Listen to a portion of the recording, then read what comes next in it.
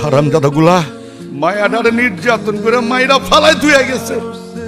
এরা নাকি অনেক ক্ষমতাবান দুনিয়া।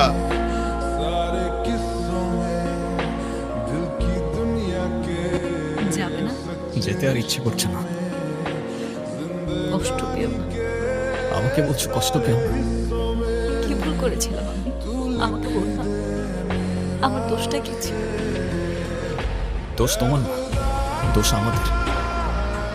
আমরা তোমাদের সেসব জানোয়ার থেকে রক্ষা করতে পারি না। তুমিও হয়তো ভুলে যাবে, যেমনটা সবাই ভুলে গিয়েছে। কখনো না। আমি কথা দিচ্ছি তোমার এই গল্প একদিন পুরা দুনিয়া জানবে।